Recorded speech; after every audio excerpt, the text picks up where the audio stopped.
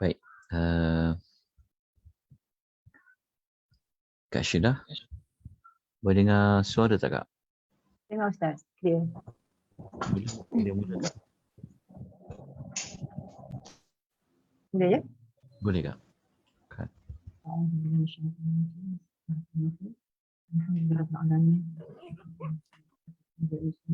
وعلى آله وصحبه أجمعين.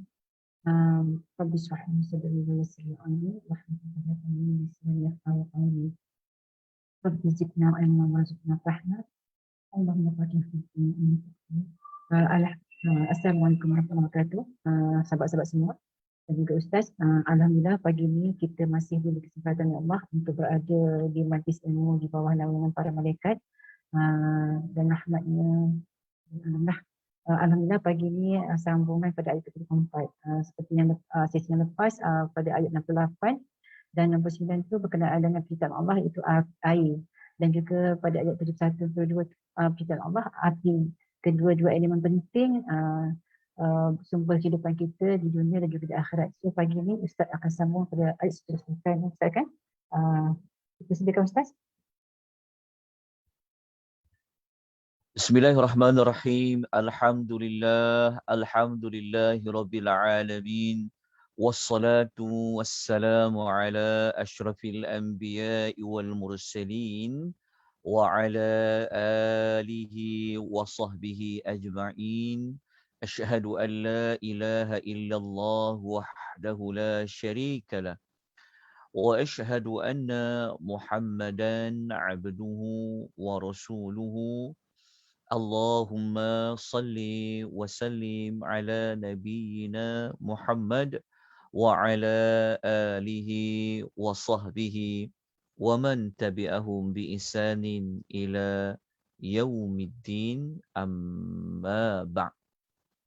Assalamualaikum warahmatullahi wabarakatuh. Muslimin, muslimat, ibu-ibu, tuan-tuan dan puan-puan yang Allah rahmati, lagi Allah kasihi sekalian. Alhamdulillah pada pagi yang berbahagia ini kita dapat sekali lagi dipertemukan oleh Allah Subhanahu Wa Taala di atas talian Zoom, dan juga kita dapat bertemu di atas talian FB Akademi Tadabbur Malaysia, dan juga pada mana-mana saluran yang tuan-tuan dapat mengikuti pengisahan kita pada pagi ini. Semoga di mana sahaja kita berada, kita semua mohon keberkatan dari Allah. Allah memberikan rahmat kepada kita kerana kita berada pada majlis ilmu, kita berada pada sebaik-baik majlis ilmu kerana kita mempelajari tentang ayat-ayat Al-Quranul Karim. Semoga ruang yang ada ini Allah Ta'ala dapat menghapuskan dosa-dosa kita. Allah Ta'ala menurunkan as-sakinah, ketenangan kepada kita. Allah Subhanahu Wa Ta'ala menilai usaha kita yang sedikit ini sebagai amal-amal soleh di sisi Allah Subhanahu Wa Ta'ala. Pada pagi ini, insya-Allah kita akan memulakan dengan keterangan ayat nombor 74. Keterangan ayat nombor 74. Okey, ayat 74 di dalam nota boleh rujuk pada muka surat nombor 69. Buka muka surat nombor 69. Kalau sesiapa yang mempunyai Al-Quranul Karim, boleh juga merujuk kepada Quran terjemahan yang ada dalam suratul Al-Waqi'ah. Baik, ayat 74 ni seperti mana yang tuan-tuan dan puan-puan boleh lihat pada tajuk kecil di atasnya, iaitu perintah bertasbih dengan menyebut nama-nama Allah yang agung. Jadi, pada ayat 74 ni, perkara besarnya adalah perintah bertasbih. Allah memerintahkan Nabi SAW supaya bertasbih. Allah juga memerintahkan kepada kita untuk kita bertasbih. Cara kita nak bertasbih kepada Allah adalah kita sedia maklumlah dengan menyebut nama Allah Subhanallah dan ada pelbagai lafaz. Tetapi ayat 74 ni dia berkaitan dengan perintah bertasbih.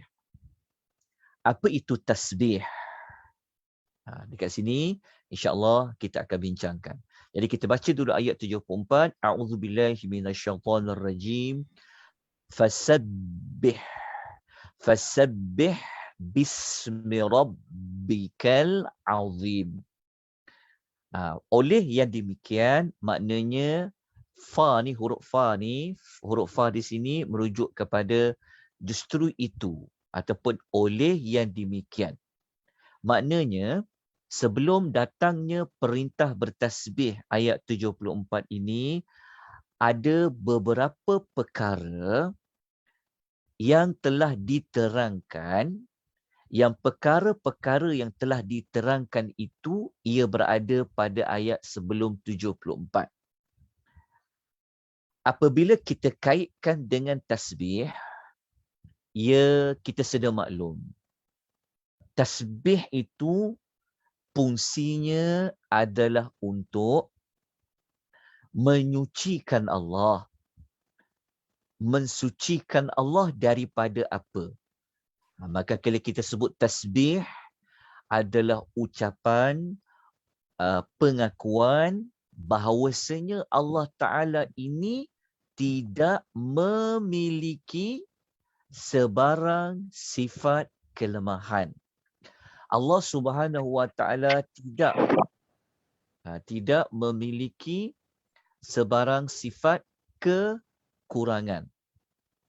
Dan apabila kita sebut perkataan tasbih, menunjukkan bahawa Allah Ta'ala ini dia bersih, dia jauh, dia suci daripada mana-mana perkara yang tidak layak, yang tidak patut dikaitkan kepada Allah. Itulah makna tasbih. Kalau kita dah faham perkataan tasbih itu, maka dalam ayat 74, Allah menyebutkan fa. Fa tu maksudnya oleh yang demikian, justru itu. Sabbih, bertasbihlah. Nak bertasbih kepada Allah dengan kita menyebut nama Allah. Okey, yang nama Allah itu adalah sangat agung. Jadi, kita kena cari jawapan terlebih dahulu. Dalam perkara apa Allah minta kita bertasbih? Kita faham makna tasbih tu. Kita faham apabila kita sebut perkataan tasbih, maknanya kita nak mensucikan Allah daripada memiliki segala sifat lemah, sifat kurang, sifat-sifat yang tak layak dikaitkan kepada Allah. Okey. Sebelum ada perintah tasbih ni, perkara apakah yang telah dilontarkan, yang telah diperkatakan kepada Allah yang Allah Ta'ala itu seperti ada kekurangan, seperti ada kelemahan. Masih ingat lagi dalam isu apa? Dalam isu apakah yang nak menunjukkan bahawa sebab Allah Ta'ala takkan, sebab dia ada perkataan huruf fa kat situ. Maksudnya ada sesuatu yang telah berlaku yang tak layak disandang bagi Allah, yang tak patut dikatakan kepada Allah. Kemudian Allah perintahkan kita bertasbih. Sebab ni ayat 74. Untuk jawapan dia adalah, sebelum ini kalau kita masih ingat, pada minggu lepas dan pada minggu sebelum ini pun, kalau kita buka pada muka surat nombor 54 dalam nota, buka dulu muka surat nombor 54.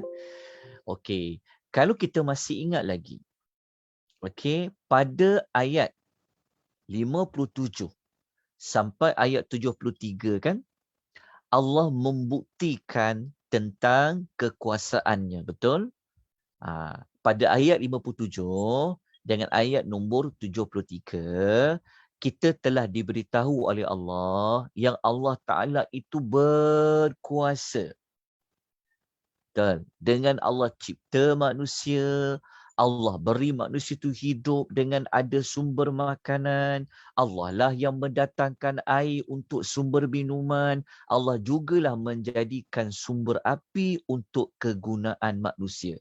Maka apabila Allah Ta'ala memaparkan dia berkuasa, menunjukkan bahawa Allah Ta'ala ini tidak memiliki sifat sedikit pun dia tidak berkuasa. Jadi kita bertasbih pada ayat 74 ini adalah untuk mengatakan Allah tidak ada sedikit pun dia ada kekurangan. Dia tidak ada sedikit pun dia ada kelemahan. Kerana apa? Kerana ada pihak yang sebelum ini yang dia menafikan kewujudan hari kebangkitan. Masih ingat lagi, sebelum ini kan ada isu manusia yang dia tidak percaya akan adanya hidup semula selepas mati. Kalau masih ingat lagi pada ayat 47, 48, ayat 47, 48 dalam suratul Waqiah, dalam nota ayat tu berada pada muka surat nombor 46. Kalau kita masih ingat lagi sebelum ini kan ada di kalangan golongan kiri yang mereka menyatakan mustahil Allah Ta'ala ni boleh menghidupkan orang-orang yang sudah mati. Maka untuk menolak kemustahilan itu, untuk membangkang kemustahilan itu, maka Allah Ta'ala membuktikan dia berkuasa.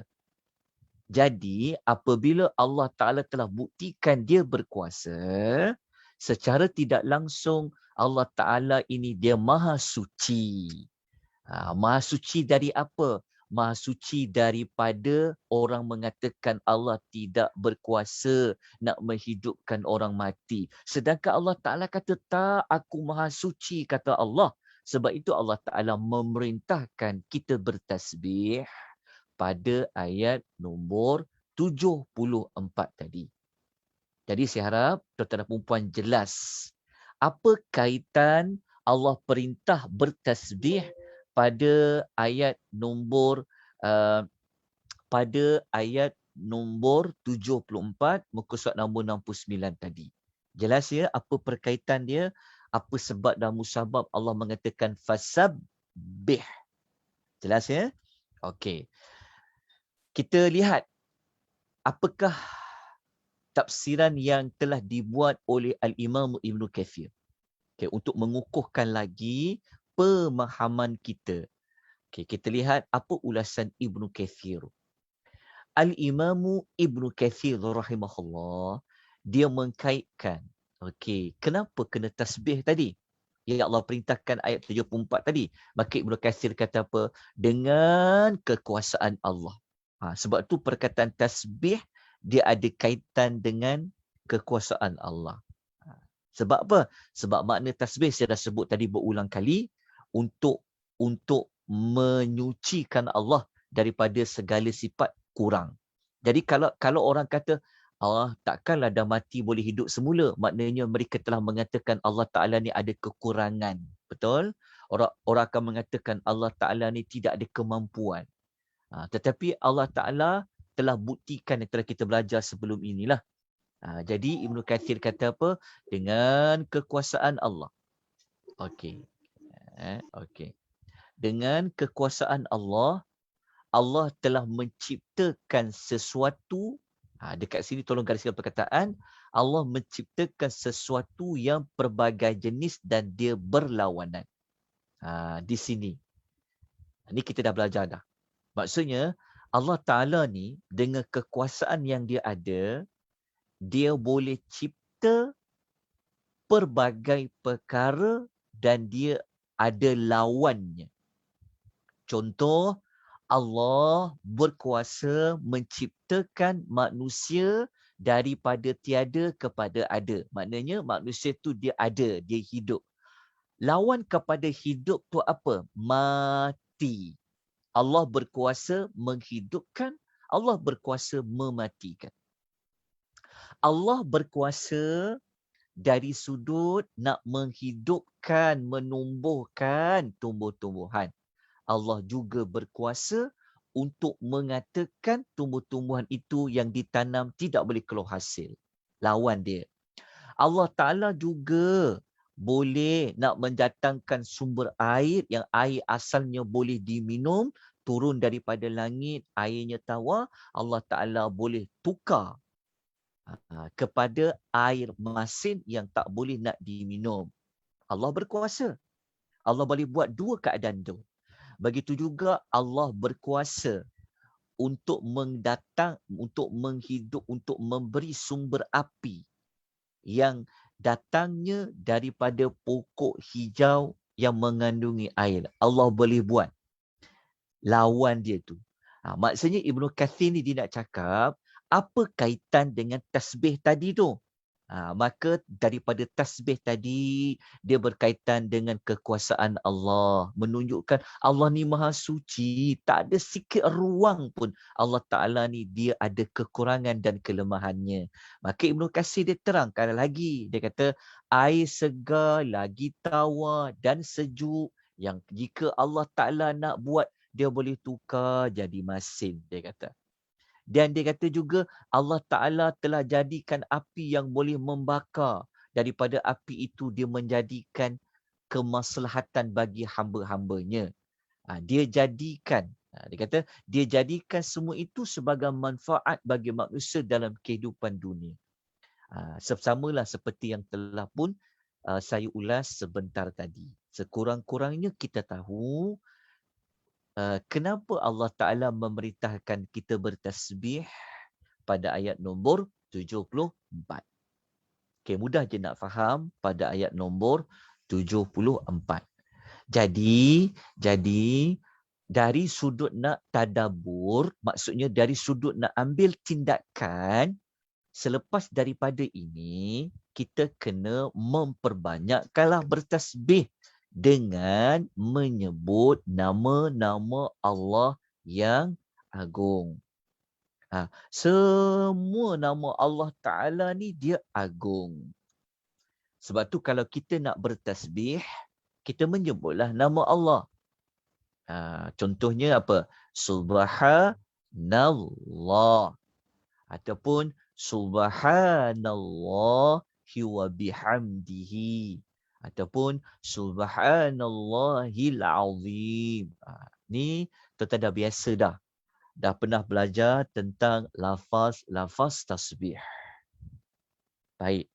Maka tamatlah ayat yang berkaitan dengan tema akhirat di dalam surah Al-Waqi'ah. Maksud dia, dalam suratul Waqi'ah ni, kita dah terang mula-mula dulu kelas pengenalan.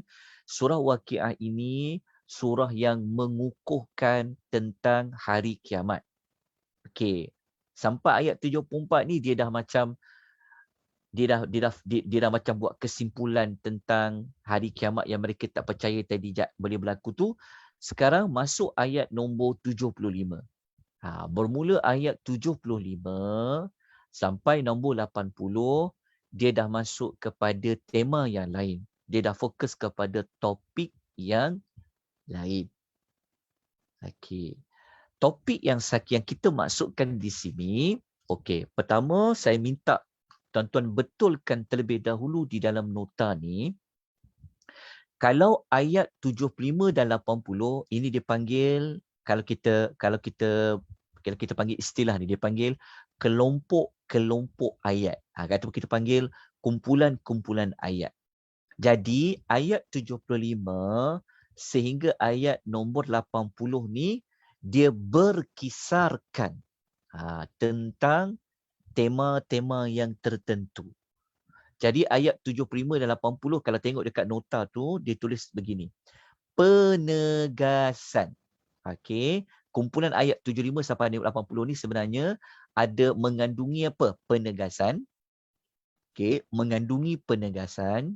Okey, Allah nak tegaskan Allah nak kukuhkan tentang apa? Bukan tentang Allah. Jadi kat sini saya minta padam. Bukan nak menegaskan tentang Allah. Semua perkara dikaitkan dengan Allah. Tapi secara spesifiknya, ayat 75-80 ni bukan menegaskan tentang Allah. Tapi nak menegaskan tentang, tulis, Al-Quran. Tulis, Al-Quran dan kerasulan. Al-Quran dan kerasulan.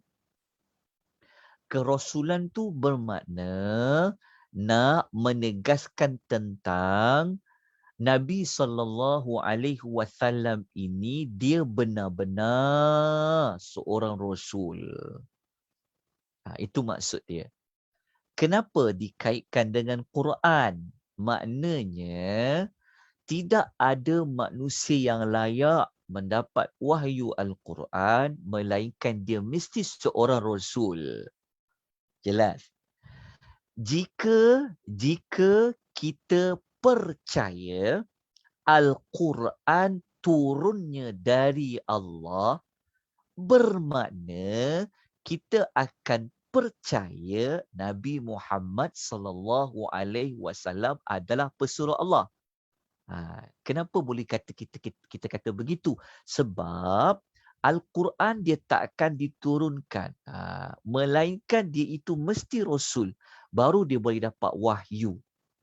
Ini bermakna kalau macam kita beriman dengan yakin. Kita percaya dengan seyakin-yakinnya Al-Quran itu turun dari Allah. Betul tak? Secara tidak langsung, keyakinan kita Al-Quran itu turun dari Allah, kita juga akan meyakini bahawa Nabi SAW itu adalah pesuruh Allah. Okay, jelas apa yang saya nak terangkan ni? Jika ada manusia yang dia tak percaya Quran itu adalah wahyu dari Allah, seperti mana kalau mereka mengatakan, Quran ni adalah sihir, Quran ni adalah syair, Quran ni adalah rekaan Nabi Muhammad, maknanya secara tidak langsung dia akan kata Muhammad ini bukan pesuruh Allah. Kita nampak tak hubung kait dia? Okey. Jadi, kumpulan ayat 75 sampai 80 ini dia nak berkisarkan tentang Allah nak menegaskan bahawasanya Al-Quran itu memang benar-benar dari Allah dan dia telah diturunkan kepada Nabi Muhammad sallallahu alaihi wasallam. Okey. Pegang dulu maklumat tu. Kalau tuan faham maklumat tu, senang nak baca Quran. Maksud dia, kalau kita nak berhenti pada ayat, kita berhenti pada topik. Maksudnya, kita faham topik tu. Macam contohnya, kita nak sambung ayat 75. Macam ni, nak berhenti ayat 74 ke, nak berhenti ayat 75? Contoh kan? Maka kita dah faham, kalau 75 dah masuk topik lain. Saya berhenti dekat ayat 74 sajalah. Contoh.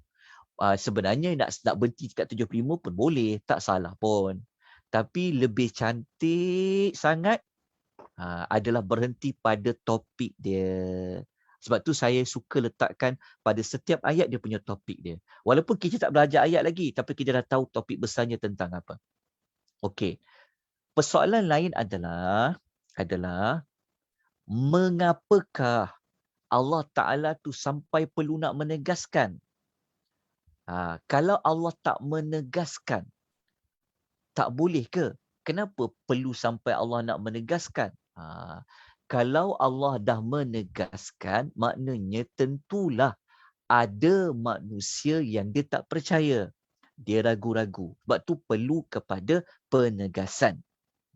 Okey. Kenapa perlu nak menegaskan? Kenapa tidak dibiarkan je manusia tu sentiasa berada dalam keadaan ragu-ragu? Jawapannya adalah kesan buruk dia adalah jika tidak dipertahankan kandungan Quran, kalau tidak dipertahankan pangkat kerasulan tu nanti dia akan memberi kesan buruk, orang tak akan percayalah hari akhirat tu. Sebab apa? Sebab dalam kandungan Al-Quran ataupun dalam dakwah yang Nabi nak sampaikan, dalam Quran itu ada banyak maklumat tentang hari akhirat. Hari akhirat ni adalah satu perkara yang boleh didik, yang boleh bentuk masyarakat supaya jadi baik. Dengar cakap Allah, dengar cakap Rasul. Sebab hari akhirat adanya syurga, adanya neraka. Kalau mereka tolak Quran, maknanya habislah semua ajaran-ajaran tu. Buat apa nak hantar Rasul lagi? Sebab kalau Rasul ada sekalipun, Rasul nak cakap apa? Dia nak sampaikan maklumat apa? Jadi maklumat-maklumat itu ia ada di dalam Quran. Oleh yang demikian, apabila orang tak percaya kandungan Quran, habis. Sebab tu dalam rukun iman, kalau kita tolak saja satu, contohnya kalau kita tolak tentang Quran, kita akan menolak kerasulan. Kita akan menolak hari kiamat. Kita akan menolak Allah Ta'ala. Sebab apa? Sebab dia saling berkaitan. Sebab itu Allah kena menegaskan tentang Al-Quran dan kerasulan. Itulah sebenarnya maklumat yang ada pada ayat 75 sampailah 80. Okey, tuan-tuan jelas tentang apa yang kita nak pelajari pada ayat 75 dan 80 ni. Jadi, secara tidak langsung, hasil kita belajar pada pagi ini, kita dapat meningkatkan lagi keyakinan kita tentang Al-Quran dan kerasulan Nabi Muhammad sallallahu alaihi wasallam. Okey, kita terus pergi kepada ayat 75 dan ayat nombor 76. Okey. Ayat 75 dan 76 saya sebut dulu sinopsis ringkas dia dulu sebelum kita masuk kepada ayat. Okey, ayat 75 sampai 76 ni kita akan jumpa tentang perkara sumpah. Okey, kat sini. Ayat 75-76 ni Allah Ta'ala nak mengkaitkan tentang sumpah. Maksudnya Allah bersumpah. Okey, Allah bersumpah. Apa fungsi sumpah?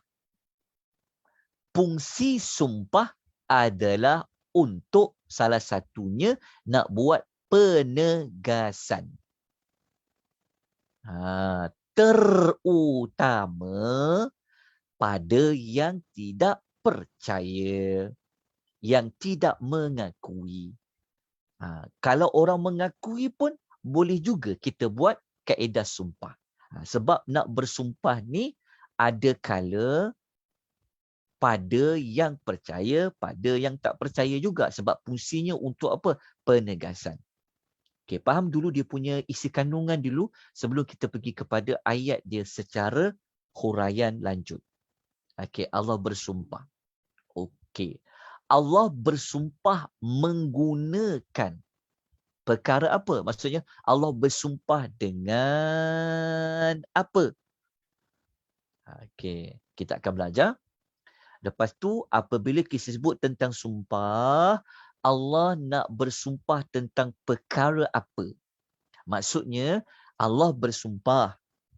Kita nak belajar bersumpah dengan perkara apa? Lepas tu kalau sebut tentang sumpah, mesti ada perkara yang Allah nak tegaskan. Okay. Ini dalam ayat 75 dan 76. Ayat 77, 78, 79 dan 80 merupakan perincian tentang Al-Quran. Okey, jadi saya minta tolong tulis dulu. Ayat 77 ni, okey, tulis di nota tuan-tuan dan puan-puan, adalah ciri-ciri Al-Quran yang pertama. Tulis. Ayat 77 ni adalah ciri Al-Quran yang pertama. Yang Quran itu adalah karim, mulia. Ciri Al-Quran yang kedua berada pada ayat 78. Ciri Al-Quran yang kedua tu dia berada pada ayat 78. Yang Quran ini dia dijaga rapi oleh Allah Subhanahu wa Ta'ala. Nanti kita akan terangkan dijaga rapi tu maksudnya apa. Okey. Ciri Al-Quran yang ketiga berada pada ayat 79. Al-Quran ni dia suci. Dia suci. Tidak ada yang boleh menyentuhnya melainkan yang suci, makhluk yang suci. Okey. Ayat 80 adalah ciri Al-Quran yang ketiga. Ia diturunkan oleh Allah Rabb sekalian alam. Maksudnya yang ketiga ni dia diturunkan. Sifat Al-Quran yang keempat dia diturunkan. Ini bermakna ayat 77, 78, 79 ni dia ada kaitan dia pada permulaan sifat Quran tu yang awal-awal. Lepas tu dia diturunkan. Okey, jumpa tak? Ini adalah 4 ciri Al-Quran. Yang pertama pada ayat 77, kedua 78, yang ketiga 79 dan ayat nombor 80. Walaupun kita tak masuk lagi kepada ayat by ayat, tapi saya nak fahamkan dulu yang kita nak belajar ni sebenarnya nak beri tumpuan kepada perkara apa. Okey, tuan-tuan dah jelas dah? Okey, apabila kita tahu tentang 4 ciri Al-Quran ni, bermakna yang Allah bersumpah ni sebenarnya nak sumpah tentang apa? Allah nak sumpah tentang Al-Quran. Maksudnya Allah Ta'ala nak menegaskan tentang apa tadi kita sebut? Nak menegaskan tentang, sekejap. Nak menegaskan tentang Al-Quran.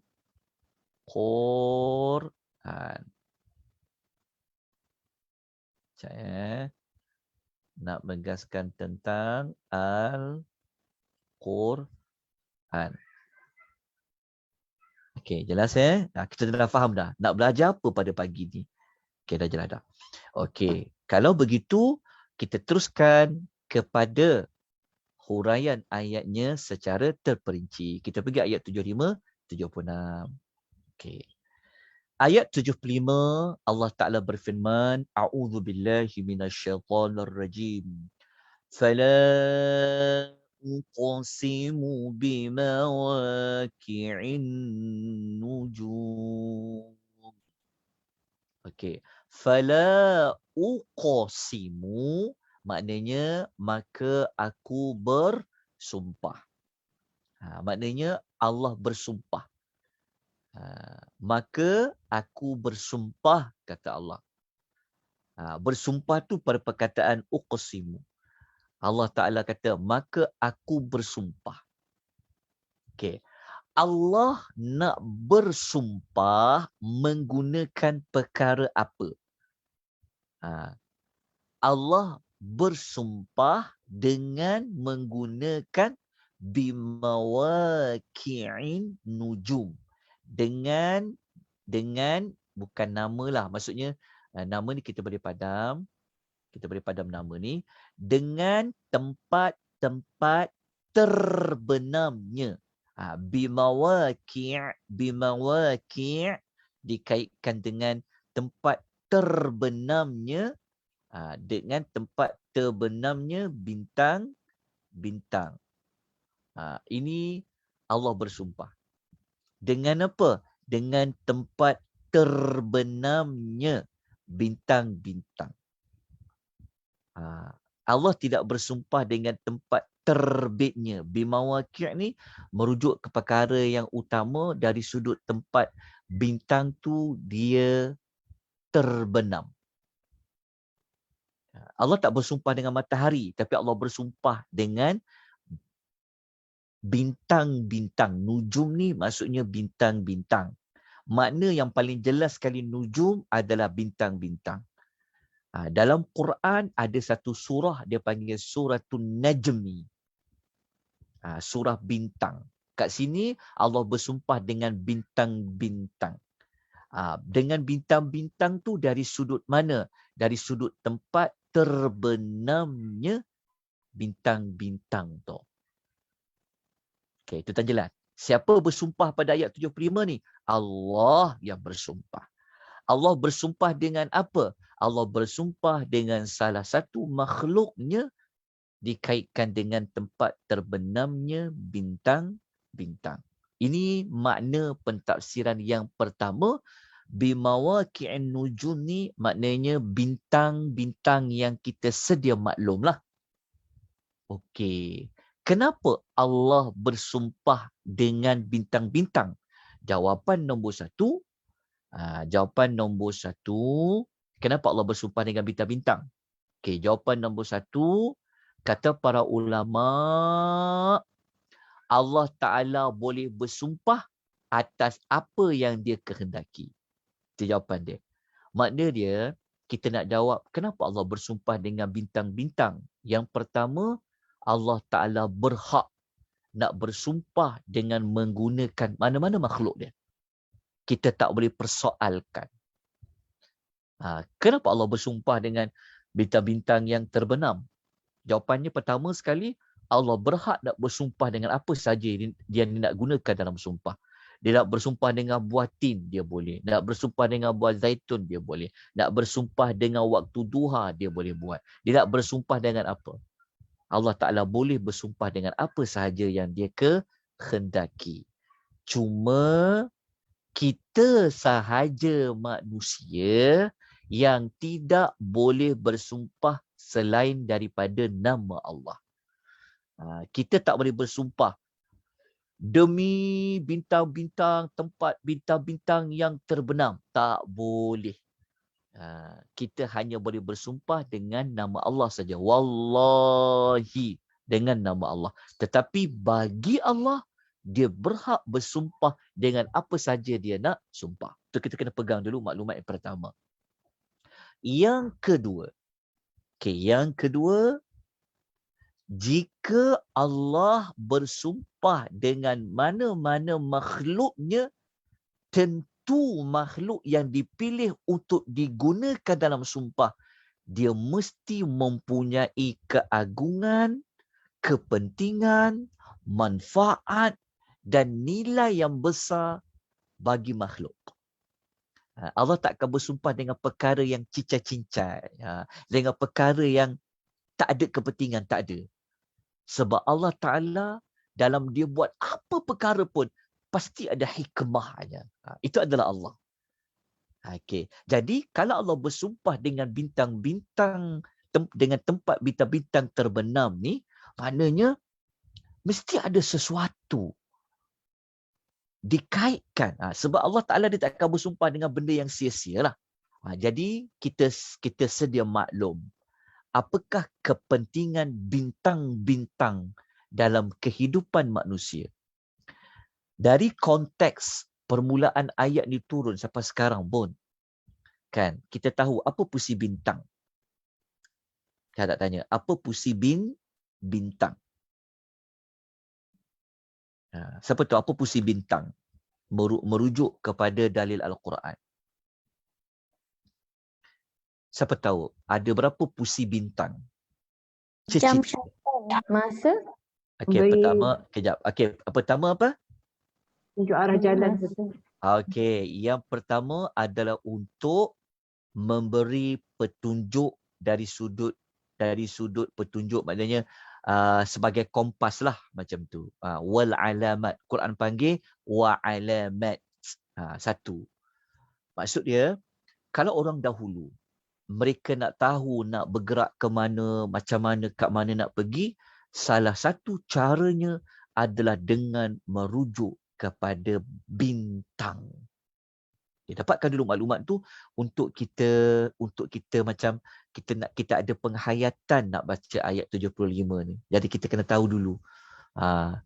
Kenapa dengan puisi bintang tadi? Nombor 2, puisi bintang ni dia ada 3 je. Quran sebut dalam Quran ada 3 saja. Dia tidak ada keempat, kelima tak ada, ketiga je. Puisi yang kedua sebagai apa bintang-bintang ni? Rujuman Salatin. Fungsi yang kedua adalah untuk rujuman lisyayatin, adalah sebagai meteor untuk melontar syaitan-syaitan yang nak mencuri dengar berita-berita di langit. Benar. Itu ada dalam surah Al-Mulk. Satu lagi puisi bintang. Apa dia? Satu lagi puisi bintang. Satu lagi. Ada baca surah Waqiah kan? Jawapan tu ada dekat suratul Waqiah. Satu lagi. Please. Satu lagi. Puisi bintang. Masa ke? Masa kita dah kait. Masa tu kita kait dengan nombor 3 tadi. Sebagai kompas tu. Ada selagi. Jahabaz. Ada selagi. Arah perjalanan. Itu kita sebut yang ketiga. Ada satu lagi. Apa puisi bintang tu? Perumpamaan sebagai sahabat Nabi yang memancarkan cahaya. Okey. Ada satu lagi fungsi Allah jadikan bintang ni. Ada dalam suratul Mulk. Menghiasi langit, Ustaz. Ya, menghiasi langit. Pada ayat nombor 5 tu. Kan Allah Ta'ala kata, وَلَقَدْ زَيَّنَّا السَّمَاءَ الدُّنْيَا بِمَصَابِيحَ.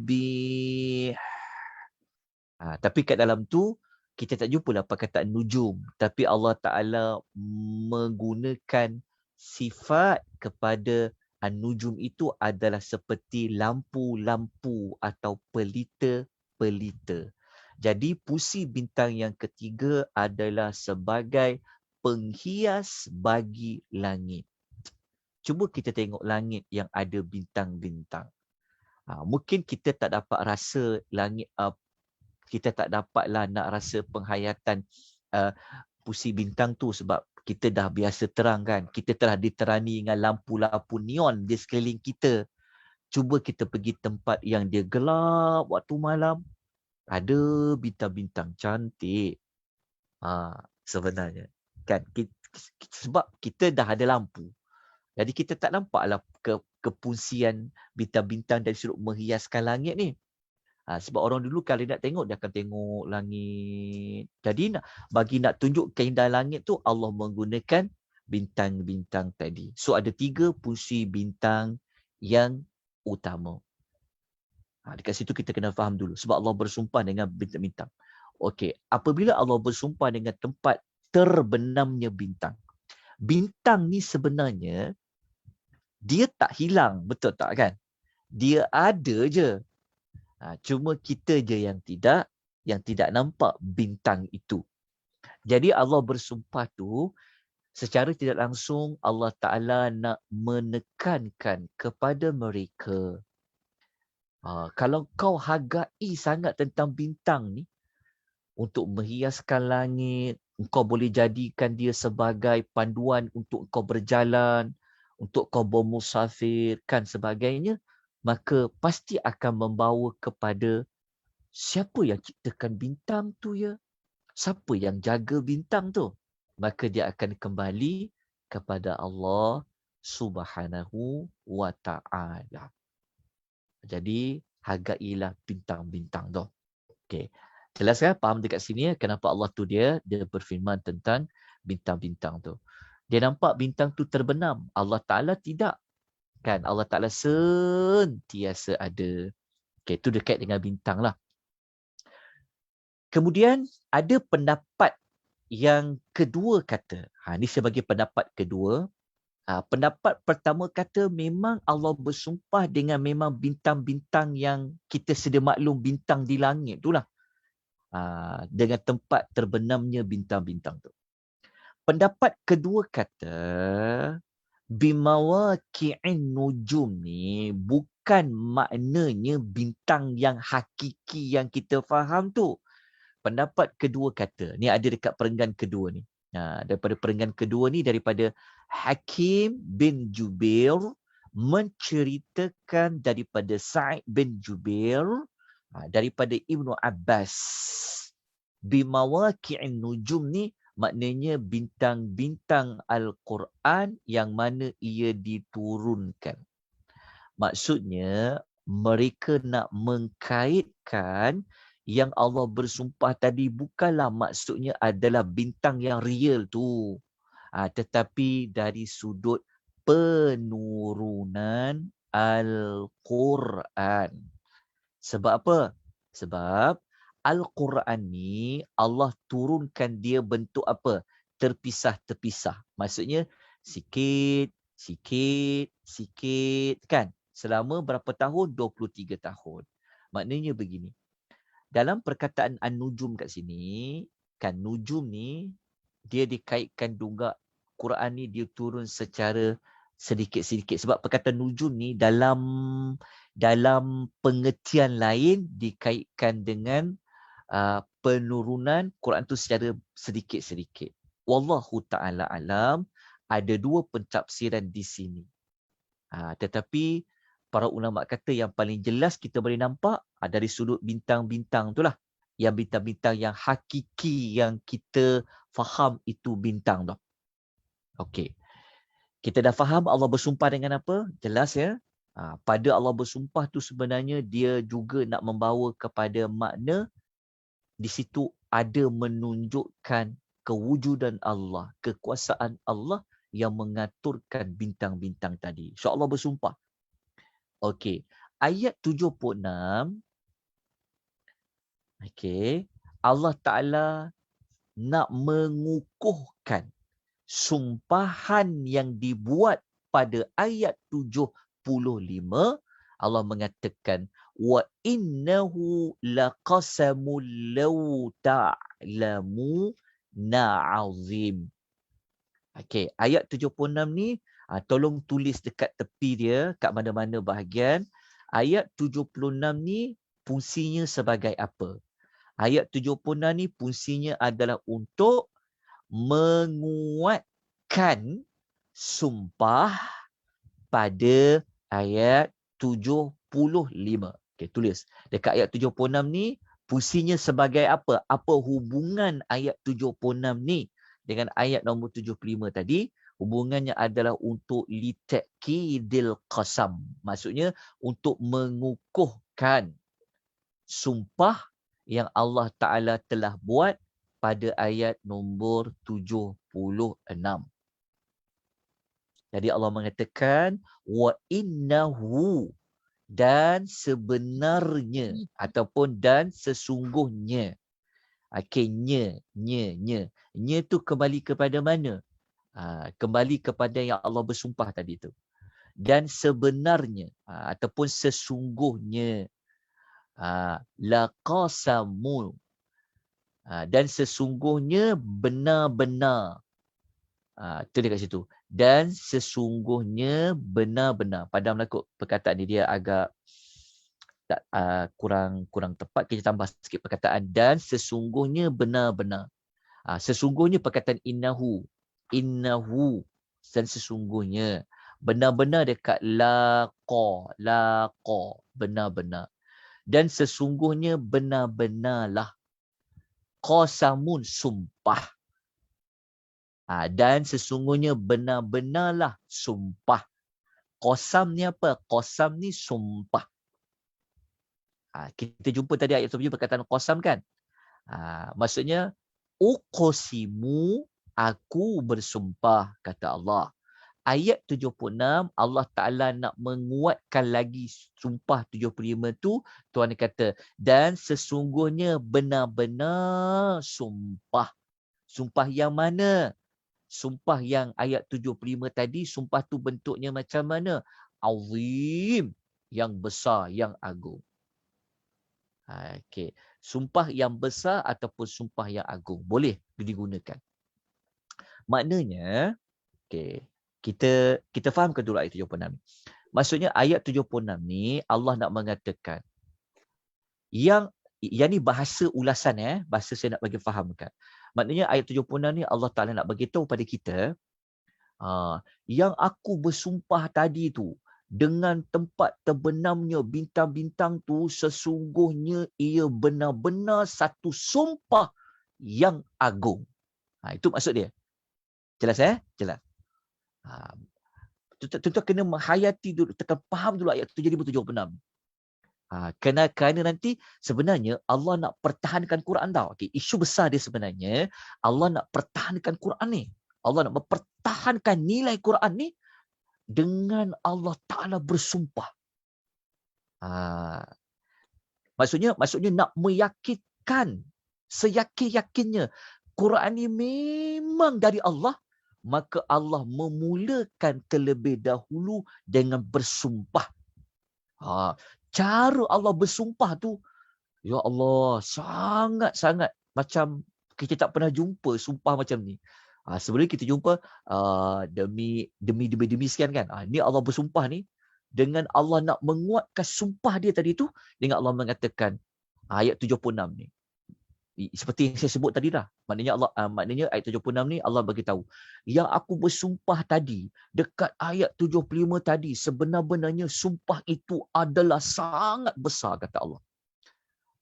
Tuan-tuan, kalau Allah tak bersumpah pun memang kata-kata Allah tu dah besar. Betul tak? Memang kata-kata Allah tu dah agung. Tetapi kalau Allah bersumpah, lagilah agung. Kemudian pula Allah Ta'ala mengagungkan lagi apa yang dia sumpah. Tuan-tuan faham tak?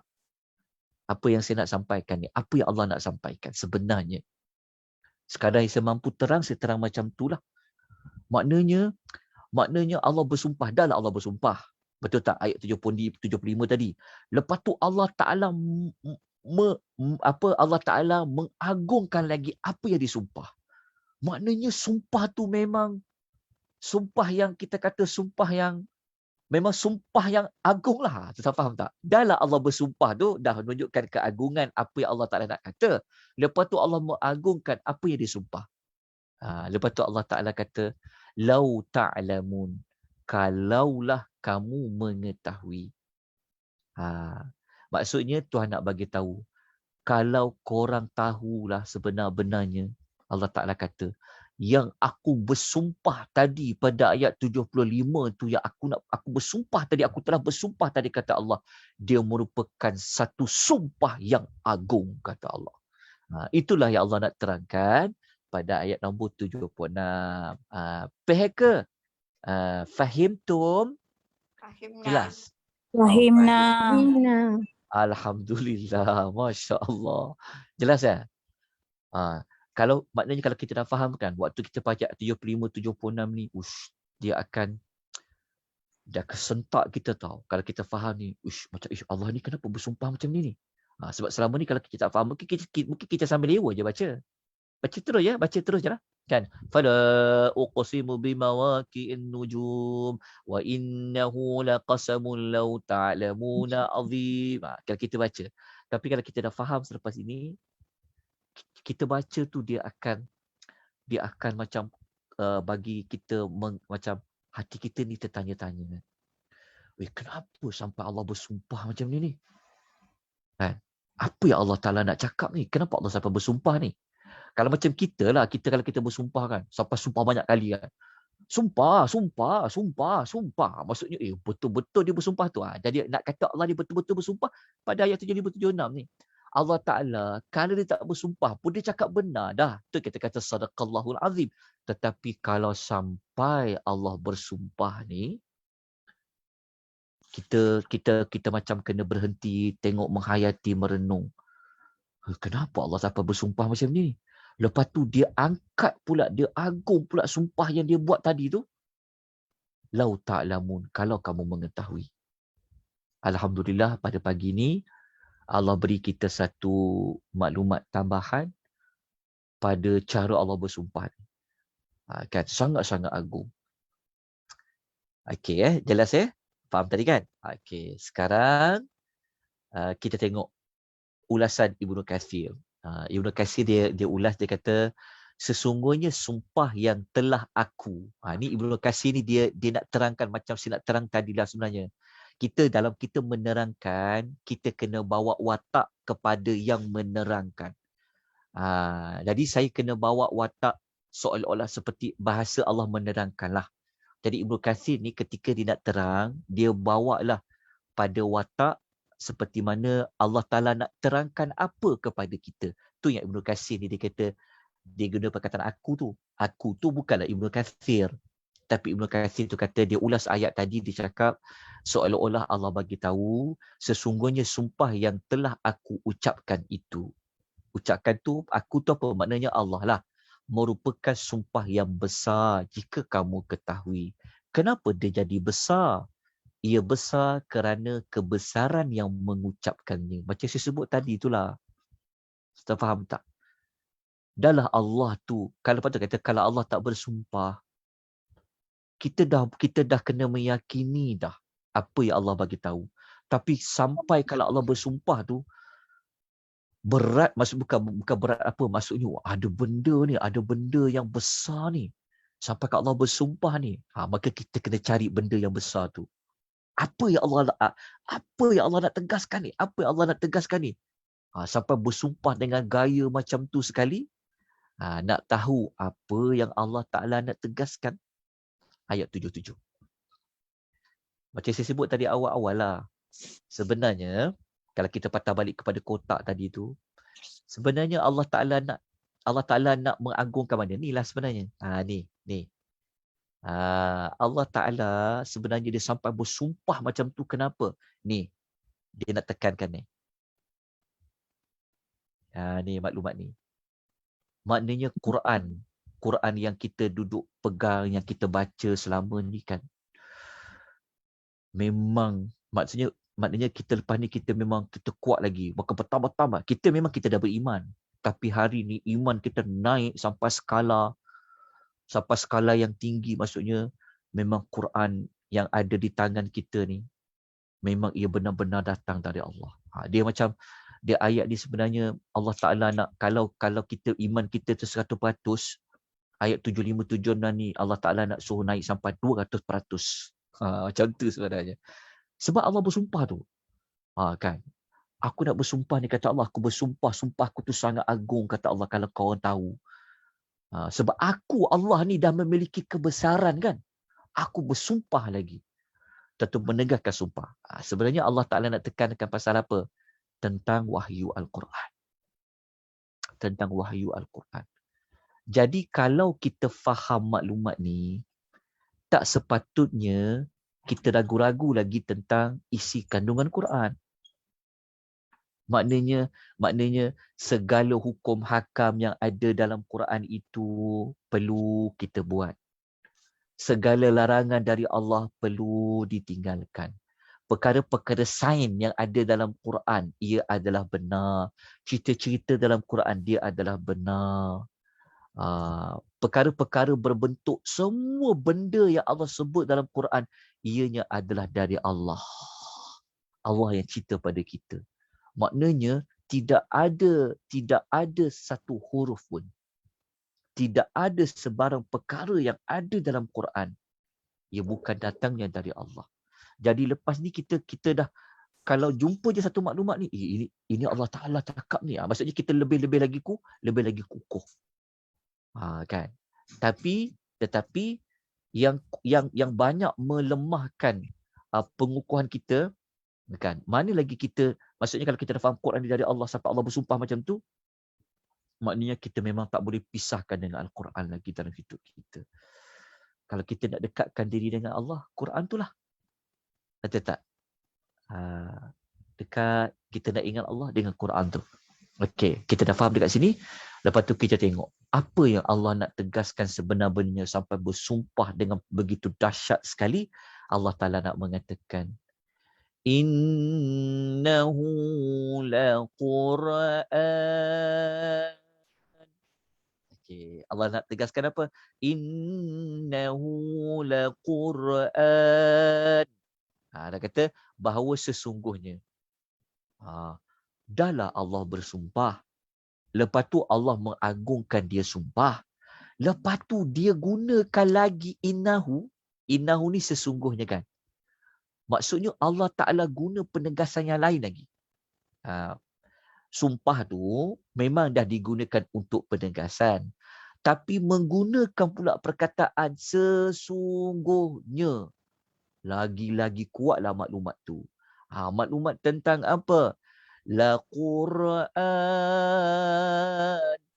La Quran ni benar-benar pula tu. La Quran. Maksudnya Allah nak kata Quran. Quran tu apa? Yang pertama, Karim. Mulia. Ni. Ini kan ciri pertama tadi kan? Mulia. Yang mulia. Tetap faham tak? Yang mulia ni menjadi ciri yang pertama. Maksud dia Allah Ta'ala nak tumpah tentang Al-Quran lah. Yang mulia yang pertama. Maknanya soalan macam ni. Dalam bahasa kita kan, kalau kita, waktu kita, masa kita, wang ringgit kita, umur kita banyak dengan Quran kan, maksud dia kita memang menepati. Kan? Maksudnya Tuhan bagi tahu kita, Allah kata, aku bersumpah dengan tempat terbenamnya bintang-bintang. Okey, lepas tu Allah Ta'ala kata, yang aku bersumpah itu merupakan sumpahan yang sangat agung. Okey. Apa yang Allah nak tegaskan? Allah nak bagi tahu bahawasanya. Adalah Allah bersumpah tadi. Lepas tu dia guna pula bahawasanya sesungguhnya Al-Quran yang kau pegang, yang kau baca, yang kau belik, yang kau rujuk itu kata Allah adalah karim, yang mulia. Itu Allah nak menegaskan yang pertama tentang Quran yang mulia. Sebenarnya bukan Allah Ta'ala nak kata Quran tu mulia saja. Allah Ta'ala nak tegaskan sampai 4 perkara tadi. Yang 4 ciri tadi itu. Jadi dalam banyak-banyak masa kita yang mulia apabila kita dengan Quran. Dalam banyak-banyak usaha kita yang mulia adalah dengan Quran. Betul tak? Dalam banyak-banyak wang ringgit kita yang paling mulia, paling bagus kita gunakan adalah untuk dekatkan diri kita dengan Quran. Sebab apa? Sebab Quran itu mulia. Maknanya orang yang dekat dengan Quran, dia boleh membawa kepada kemuliaan. Sampai Allah bersumpah tadi tu. Ingat tak tadi kaedah sumpah tadi tu? Maknanya orang yang berada dalam mana-mana majlis ilmu yang paling mulia adalah majlis ilmu yang ada kaitan dengan Quran. Sebab apa? Sebab Allah bagi tahu dengan Quran. Sebab itu apabila perkara dikaitkan dengan Quran, dia pasti akan mulia.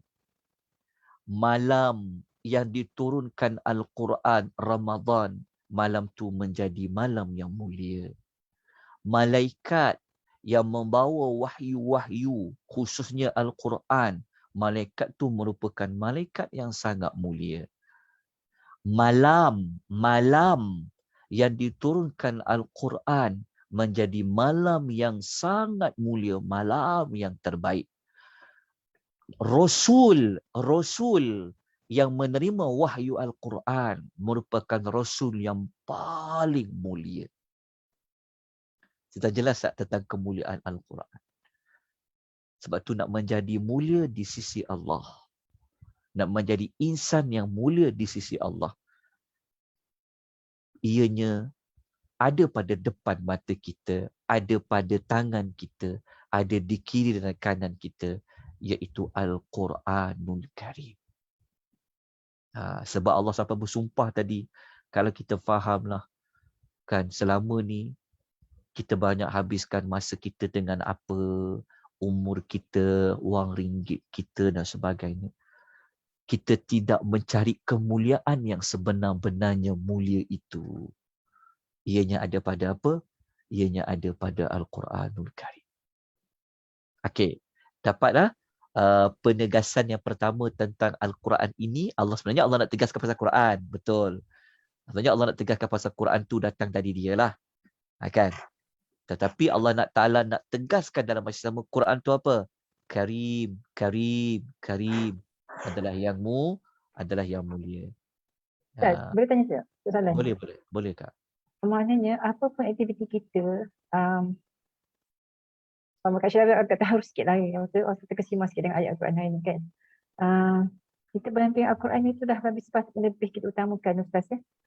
Ya. Masa kita banyak habis ke tempat lain, tapi sebenarnya Allah pandang kemuliaan kita tu jangan menghabiskan masa ke Al-Quran. Majlis ilmu semula Ustaz ya. Jangan majlis ilmu lah kiranya kan. Ya. Maknanya bukanlah maksudnya kita hanya baca Quran je sampai kita tinggalkan kewajipan lain ya. Ya, maksudnya tuan-tuan jangan salah faham lah. Maksud dia kita ni sebenarnya tersalah langkah dalam mencari kemuliaan kan. Kadang-kadang kita mencari kemuliaan dari sudut kita nak buktikan kita baik dan sebagainya. Sebenarnya kemuliaan kita tu semua orang layak dapat kemuliaan. Dan dari sudut Al-Quran.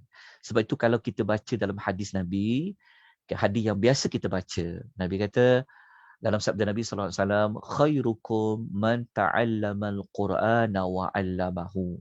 Sebaik-baik kamu adalah yang mempelajari Al-Quran dan mengajarkan Al-Quran. Satu bab. Lepas tu kalau kita baca dalam hadis lain, ada hadis mengatakan sesungguhnya Al-Quran ini dia menaikkan seseorang, dia menjatuhkan seseorang. Maksud dia apa? Maksud dia Al-Quran ni dia boleh memuliakan seseorang, dia boleh menjatuhkan darjat seseorang. Maksudnya kalau kita ni mulia macam mana sekalipun, tapi kalau kita tolak Al-Quran, contoh kan, kita boleh jatuh. Jadi kalau semua orang nak mulia kan, kita dekat dunia mungkin tak dapatlah nak dapat pangkat datuk ke apa pangkat-pangkat mulia kan. Sebab tak semua orang berpeluang, betul tak? Hanya orang yang berjasa, hanya orang yang banyak beri sumbangan kan, maka dia layak dapat. Tetapi semua orang layak dapat kemuliaan dari sudut Al-Quran. Allah bagi peluang tu, nak jadi mulia tak? Nak jadi yang terbaik tak sisi Allah? Ianya ada pada Al-Quranul Karim. Okey, saya tunjukkan contoh hadis ya. Okey, nampak tak yang saya nak paparkan nota kat sini? Kejap. Sambil Kak Kidah tanya tadi, saya tunjukkanlah hadis ni. Okey, nampak tak hadis ni? Nampak ya? Okey, ini sabda Nabi SAW. Nabi kata apa?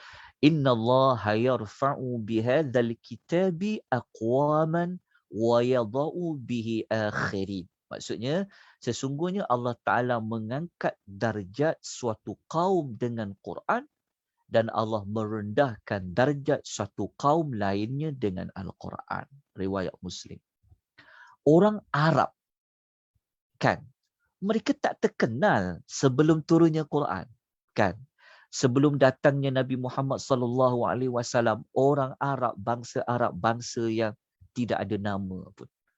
Kita belajar dalam sejarah tamadun yang hebat, negara yang hebat adalah Rom dengan Parsi. Betul kan? Tetapi Allah Ta'ala telah memilih untuk memuliakan bangsa Arab itu dengan Allah Ta'ala mengutuskan Nabi Muhammad SAW dari kalangan bangsa Arab dan turunnya Al-Quran dengan bahasa Arab. Cuba kita tengok sekarang. Bangsa Arab terkenal. Kan bumi Mekah menjadi masyhur. Madinah menjadi masyhur. Kalau kita baca sejarah, tak terkenal pun orang Arab ni. Kan? Sebab sudah ada ahli kitab kan. Tetapi apabila turunnya Al-Quran, menjadi mulia orang Arab. Allah Ta'ala mengangkat dengan kemuliaan Al-Quran. Bukan dengan sebab bangsa, tapi dengan sebab Al-Quranul Karim. Jatuhnya satu kaum itu dengan Al-Quran, naiknya satu bangsa itu adalah dengan Al-Quranul Karim. Jadi marilah sama-sama kita menjadi manusia yang mulia di sisi Allah dengan kita mendekatkan diri kita kepada Allah melalui kalam Allah, perkataan Allah. Cuba tuan-tuan bayangkan, kalau tuan-tuan buat satu buku, tuan-tuan tulis satu buku, orang semua beli buku tuan-tuan dan puan-puan. Kan? Orang baca buku tuan-tuan dan puan-puan. Betul tak? Setiap di tangan orang ni, semua ada buku tuan-tuan dan puan-puan. Orang baca, orang kata best lah buku ni, kan? Best seller lah, contoh kan. So, penulis buku tu akan rasa apa? Ada penulis buku sampai novel-novel mereka difilmkan lagi. Contohnya apa? Ombak Rindu. Contohlah. Nak bagi faham. So tentulah penulis tu dia akan rasa apa? Dia akan rasa macam, dia akan rasa itu manusia yang tulis. Tetapi ini adalah kalam Allah. Kan? Macam mana kalau kita yang ada dalam waktu-waktu Tuhan bagi tu, kalam Allah dibaca, kalam Allah difahami, maka lagi banyak usaha kita, darjat kita naik dekat dengan Allah. So siapa nak dekat dengan Allah? Laluannya, caranya adalah pada Al-Quran Karim, Quran yang mulia. Bagi Allah, mulianya Al-Quran. Dalam banyak-banyak perkara yang berkat adalah Al-Quranul Karim. Okay, kita habis untuk sifat Quran yang pertama, ciri Quran yang pertama dari sudut Quran itu adalah Karim. Ya, jadi marilah sama-sama kita memuliakan Quran. Kita baca Waqiah, kita khatam suratul Waqiah, tapi mulut dia cakap Quran tu Karim. Dari sudut action, ni yang kita tak nak. Dari sudut perbuatan, kita tak buat pun Quran itu seperti kita kata dia Karim. Betul tak? Kita kata Quran ni Karim, baca Quran Karim, hatam dah, baca habis. Mulut cakap Quran Karim, tapi dari sudut tindakan, betul ke kita kata Quran tu Karim? Kan? Mulut kata Karim, tapi dari sudut perbuatan, dia simpan Quran tu di almari, tak terbuka-buka. Kan? Bila nak buka semula, kadang-kadang Ramadan. Contoh. Sepatutnya kalau Quran itu mulia, kita akan muliakan dia dengan benar-benar cara kemuliaan. Sekurang-kurangnya cara kita muliakan dia. Macam mana kita menyambut orang yang mulia, orang ada pangkat, kita akan buat apa? Begitulah kita menyambut, kita menjaga Al-Quran yang mulia. Maknanya dalam rumah kita kalau kita ada Quran kan, kalau cuba bayangkan, umpama kalau rumah kita didatangi orang yang VVIP, kita akan buat apa? Persiapan dia. Kan? Quran ni lebih lagi daripada orang yang mulia kan. Jadi sepatutnya kita boleh baca Quran, handphone bunyi, kita boleh layan lagi handphone tengok mesej. Tapi tengok baca Quran lah. Ada tak? Dia, sebab tu kita ni cakap je Quran tu Karim, tapi handphone tu kadang lebih karim daripada Quran tu Karim. Saya minta maaf lah kalau saya sebut, saya cakap ni untuk diri saya. Ada tak? Kan? Jadi kita kena benar-benar mengangkat Quran ni benar-benar dia Karim. Kan? Seolah-olahnya kita memberikan tumpuan masa kita, wang ringgit kita dengan Quran. Kita kalau kita jumpa pembesar, jumpa orang yang mulia, kita bagi makan sedap, betul tak? Kita berpakaian cantik, kan senyum kita. Tapi kita dengan Quran yang Karim ni, Allahumma salli ala. Kadang-kadang tak nampak kekariman, tak nampak penghormatan kita kepada Quran yang Karim tadi. Sampaikan Allah bersumpah tu, ya Allah, dahsyatnya Allah bersumpah pada ayat nombor 75 dan 74, 75 tadi, 75 dengan 76 tadi. Moga-moga kita berubah ya. Sebab tu kita belajar untuk kita baiki diri kita. Kan? Yang mana kita kurang, kita tambah baik. Kan? Quran diletakkan di tempat, itu ada adab tu kita belajarlah. Di tempat yang bersih, Karim. Kita kalau gambar kita amboi, tempat yang khas, kita letak tinggi, kita ada habuk, kita gosok dia, betul tak? Tapi Quran letak sambil lewa kadang-kadang, macam tu, betul tak? Kita muliakan Quran. Pada yang selayak je dengan Al-Quranul Karim. Kan? Jadi kita cuba kita baiki. Inilah hasil kita belajar tadabbur ya. Kita baiki diri kita dengan Al-Quranul Karim.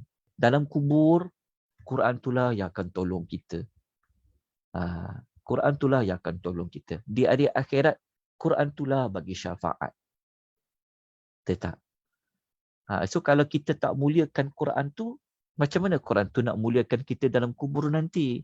Macam mana Quran tu nak muliakan kita nanti di hari akhirat? Kalau kita baca betul-betul Quran ni, kalau kita baca kelebihan Al-Baqarah ke contoh sebagainya, surah yang paling ke depan yang akan jalan mengiringi kita, umpama kita ada pegawai peribadi, Quran Al-Baqarah dengan Ali Imran itulah yang ke depan. Dia akan berhujah untuk kita. Kalau kita ada peguam-peguam kan, peguam jalan iring kita. Nanti dekat kita, ia akan tolong kita, yang bagi syafaat kepada kita adalah kalamullah. Sebab tu Allah Ta'ala adil. Sebab Quran ni semua orang boleh belajar. Engkau bahasa apa, engkau apa, semua orang boleh baca Al-Quran Al-Karim. Dengan syarat apa? Belajar. Okay, jangan malu-malu. Baiki diri kita ya. Kita angkat Al-Quran tu pada kemuliaan yang sebenar dalam pelbagai sudut.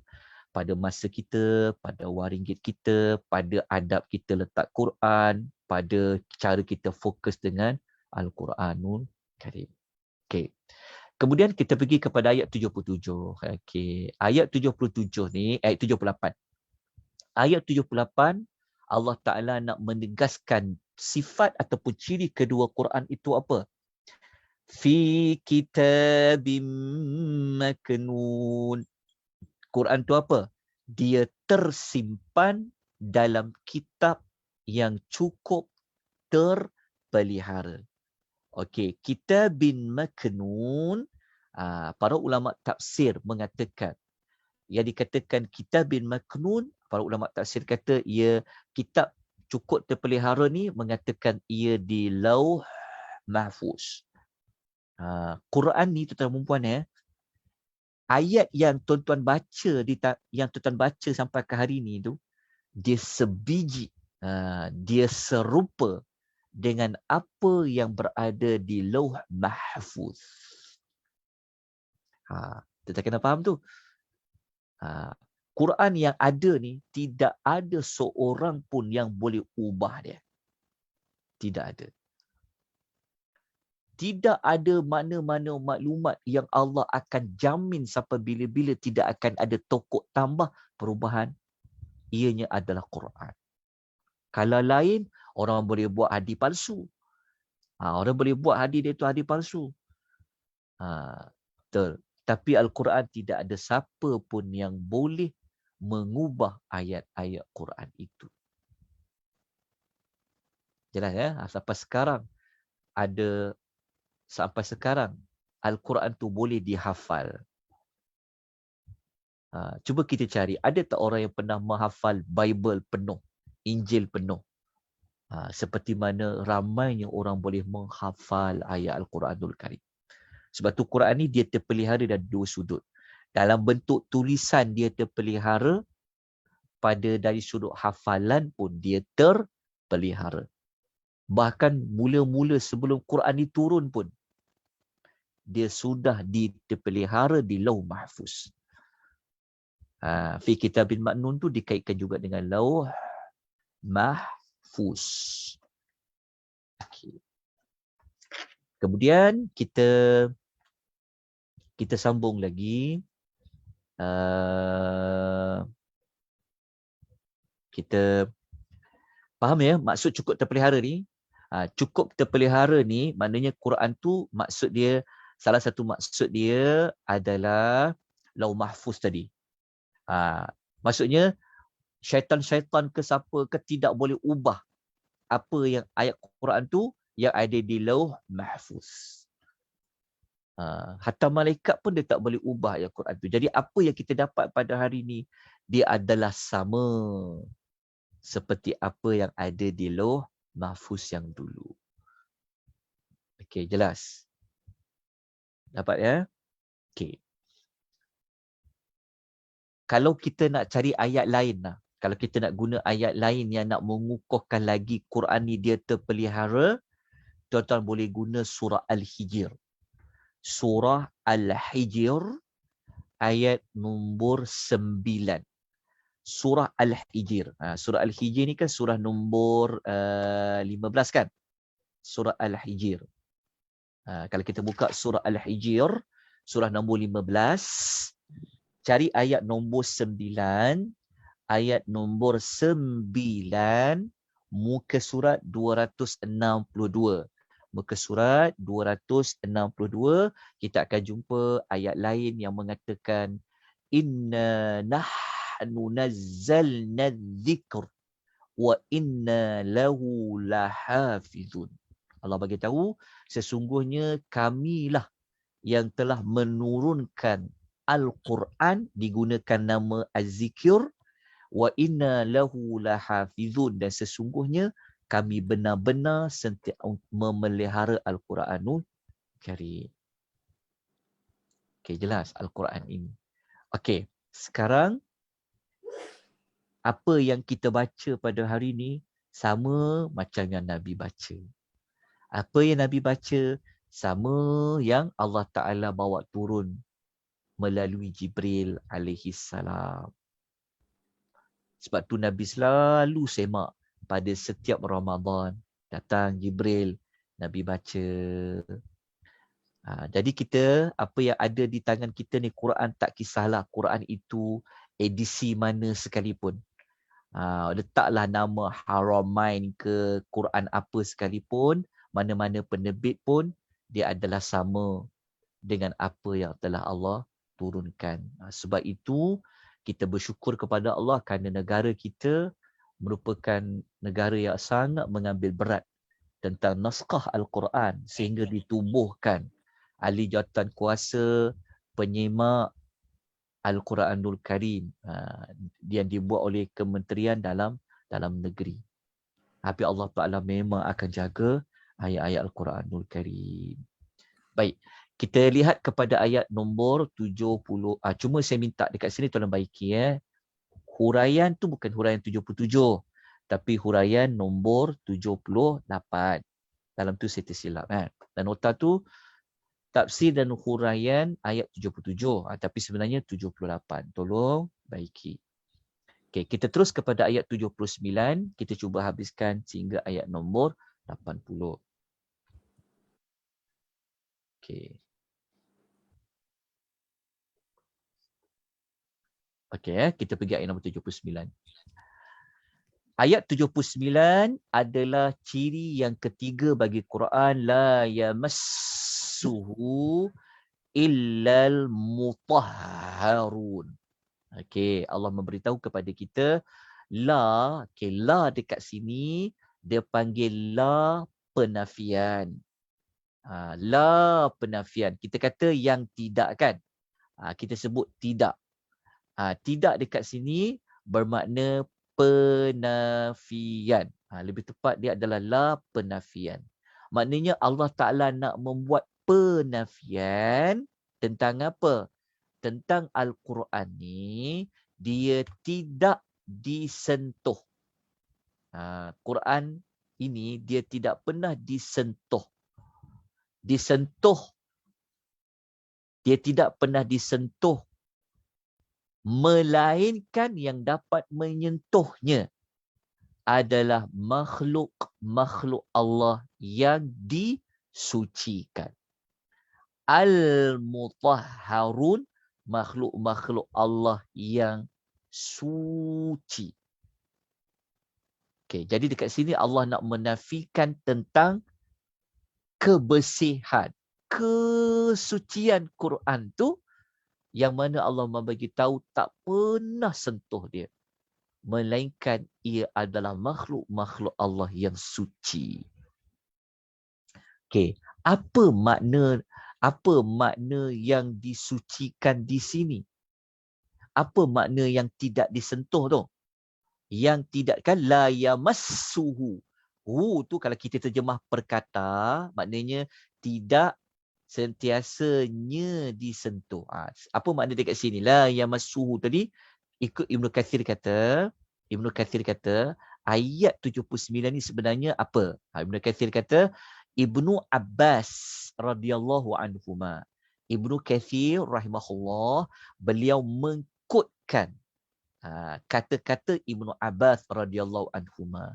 Ibnu Abbas kata ayat 79 tadi tu apa yang disucikan sehingga yang tak menyentuhnya melainkan makhluk-makhluk yang suci. Maksudnya apa? Dia kata adalah kitab yang berada di langit.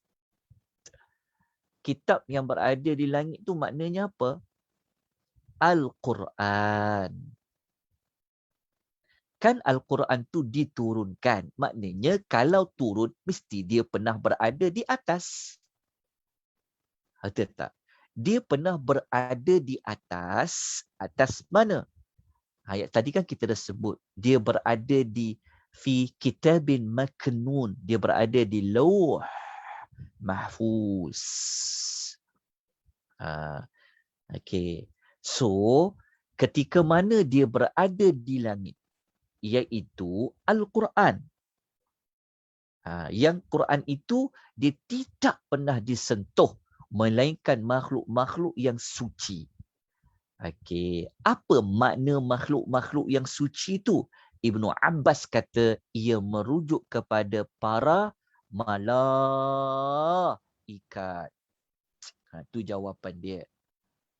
Okey.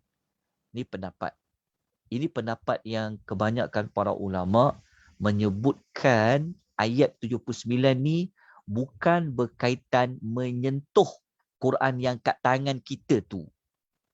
Kau faham tak? Dia ada dua pentafsiran pada ayat 79 ni. Okey.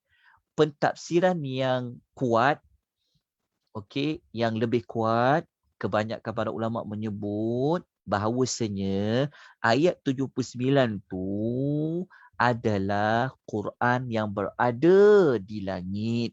Dia kata. Bukan Quran yang kita pegang ni. Tapi adalah Quran yang di langit tu tak pernah disentuh. Melainkan yang menyentuh itu adalah para malaikah. Okey, maknanya syaitan pernah tak sentuh Quran tu? Jawapannya syaitan tak pernah sentuh.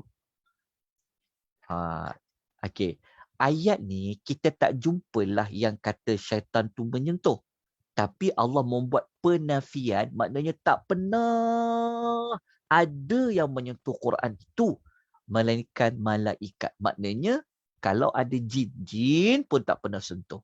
Syaitan-syaitan pun tidak pernah menyentuhnya. Okey. Saya bagikan tuan-tuan satu ayat lain, tulis satu ayat lain untuk mengukuhkan lagi kesucian Al-Quran ni tak pernah disentuh oleh syaitan. Okey. Tuan-tuan tulis ayat dia. Sekejap ayat dia saya terlupa pula nak cari. Saya terlupa ayat dia. Sekejap. Okey, ayat dia dalam surah Asy-Syu'ara. Okey, tulis Tulis. Surah Asy-Syu'ara. Surah Asy-Syu'ara, surah nombor 26, muka surat 376. 376, ayat nombor 200. 210, 210 dengan 211. Dua ayat. Okay? Ayat 210, 211, muka surat 376, surah yang ke-26, surah Asy-Syu'ara, baris yang kedua dan ketiga. Pada muka surat 376 nak menunjukkan bahawa syaitan tidak pernah pegang Quran tu. Syaitan tidak pernah menyentuh Al-Quran itu. Maka ayat 210 Allah Ta'ala berfirman. Surah Asy-Syu'ara surah Asy-Syu'ara. وَمَا تَنَزَّلَتْ بِهِ الشَّيَاطِينَ. Tuhan kata, Al-Quran itu tidak sesekali dibawa turun oleh para syaitan. وَمَا يَنْبَغِي لَهُمْ وَمَا يَسْتَطِيعُونَ. Allah Ta'ala kata, bahkan syaitan itu memang tak layak pun kalau dia nak bawa turun Al-Quran tu, mereka ni juga tidak akan dapat melaksanakan tugas itu. Maknanya Allah Ta'ala nak katakan kepada kita, Quran yang kita duk jaga, yang kita sucikan, Quran ni kan kita jaga Quran tu elok-elok dengan adab dia. Sebenarnya ia telah dibuat oleh Allah ketika mana sebelum Quran tu turun, dari sudut kesucian dia tu tak pernah pun dibawa turun oleh para syaitan. Syaitan-syaitan ni tak pernah bawa turun Al-Quranul Karim. Apatah lagi mereka memang tak layak untuk diberi tugasan untuk membawa turun Al-Quran. Bahkan mereka memang tak akan mampu untuk membawa turunnya wahyu Al-Quranul Karim tu. Sebab tu kalau tuan-tuan pernah ikut, kalau tuan-tuan nak faham lagi tentang wahyu tu turun, tuan-tuan belajar tentang bentuk-bentuk wahyu turun. Dahsyat wahyu turun ni tuan-tuan. Kalau tuan-tuan belajar pasal para malaikat, macam mana malaikat dapat wahyu, Allah Ta'ala nak turun wahyu Quran ni. Nabi dapat wahyu Quran ni. Kadang-kadang waktu tu sejuk sangat, musim sejuk, tapi Nabi berpeluh seumpama musim panas. Kadang-kadang macam itulah. Itu salah satu bentuk dia. Okey, jelas kat situ tentang syaitan tadi. Lepas tu saya tertinggal satu lagi ayat. Okey.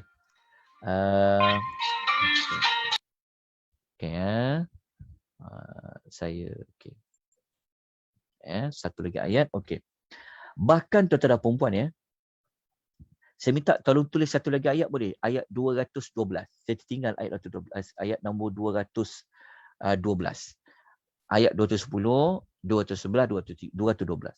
Sebenarnya tuan-tuan ya, Al-Quran ni waktu Allah Ta'ala turunkan dekat muka bumi ni, tak pernah syaitan tu boleh dengar.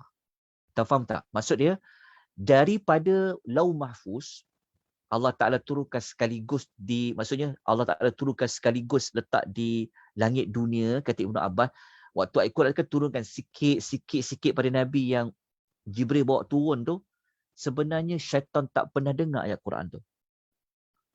Syaitan dia tak boleh curi dengar ayat-ayat Quran yang dia bawa turun tu. Dalil dia Suratul Syu'ara ayat 212.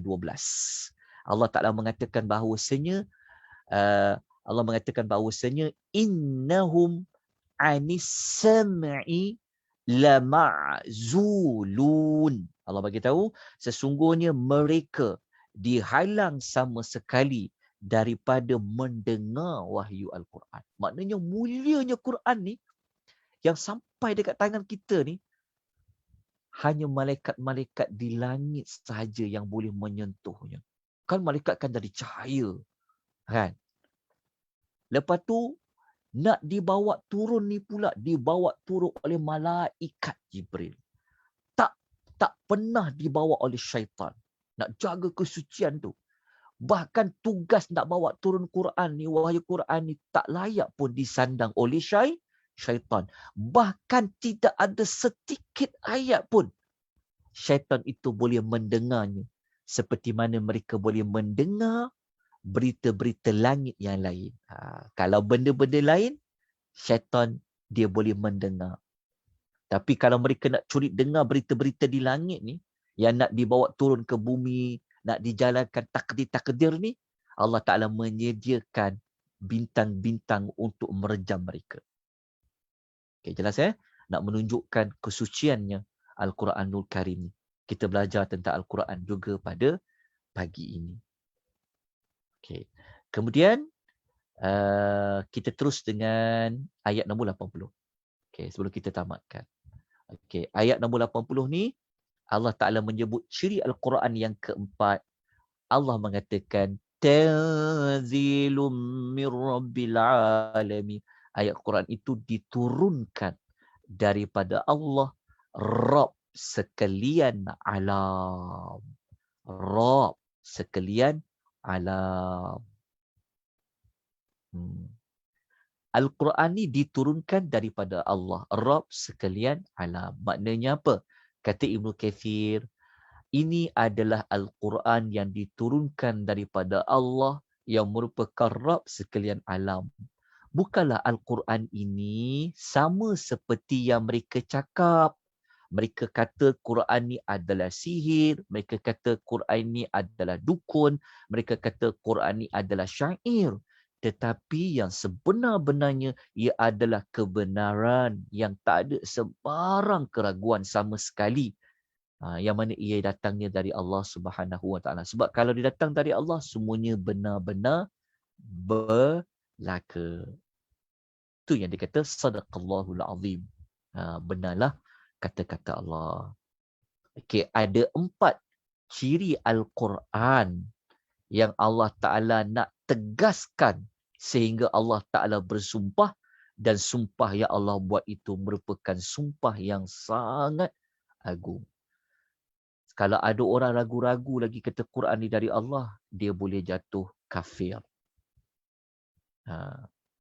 Tapi walaupun orang ni dia mengaku Quran tu dari Allah, tetapi dia masih ragu-ragu untuk melaksanakan kandungan Al-Quran, dia akan jatuh kepada dosa besar.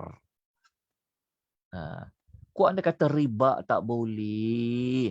Tapi kenapa masih lagi ada juga yang nak wujudkan sistem riba? Contoh, kan, Quran sebut. Paling mudah nak faham lah. Okey, jelas ya?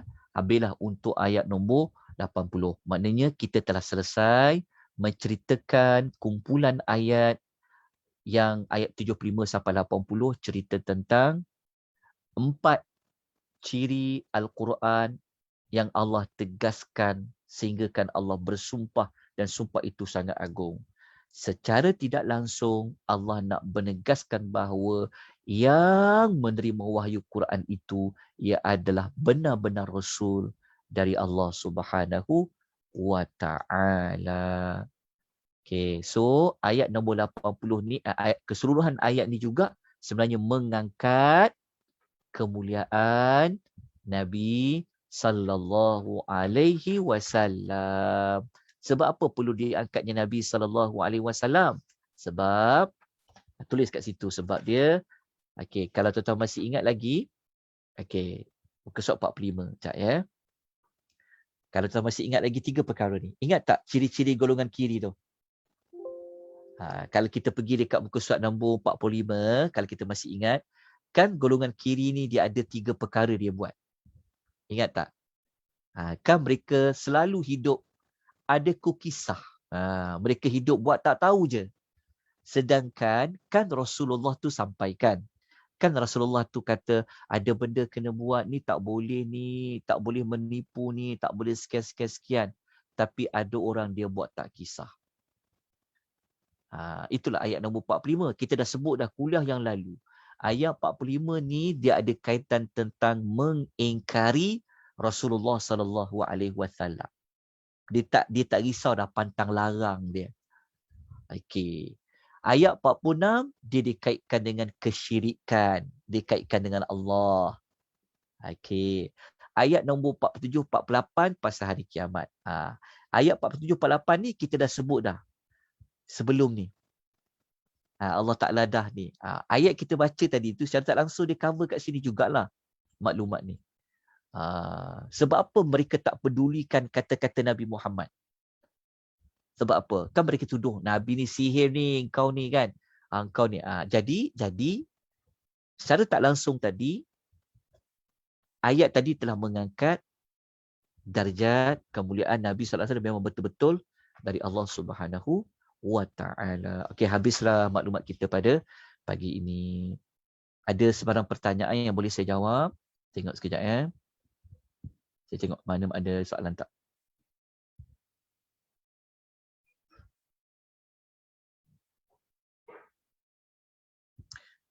Ada yang bertanya soalan sekejap. Apa beza sumpah Allah menggunakan la uqsimu dengan hanya menggunakan wal afri? Adakah la uqsimu itu satu bentuk taukid atau lebih kuat berbanding guna wa? Wallahu ta'ala a'lam. Dari sudut perbezaan sumpah tu saya wallahu ta'ala a'lam. Dia Allah bersumpah ni betul lah seperti yang ditanya. Kadang-kadang Allah menggunakan sumpah tu dengan kita nampak menggunakan huruf abjad seperti huruf waw kan, macam Allah kata wal afri, demi masa. Tapi ada beza tak sebut uqsimu dengan wal afri? Wallahu ta'ala alam. Tapi ia memang berkaitan dengan sumpah. Dua-dua tu adalah sumpah. Wallahu ta'ala alam tajuk ni. Soalan tadi. Ustaz. Ya. Ada saja nak ni je. Tadi yang Ustaz kata surah Al-Syu'ara tu kan yang ayat 20 sampai 211 tu yang pasal syaitan tu, yang ayat 212 tu even dengar pun tak boleh kan Ustaz?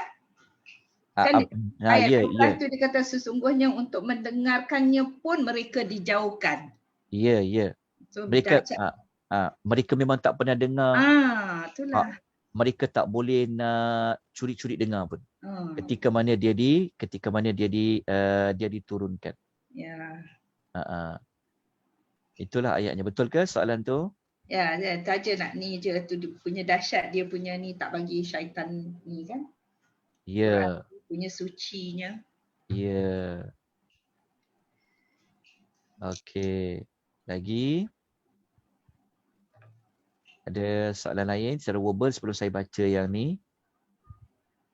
Kejap.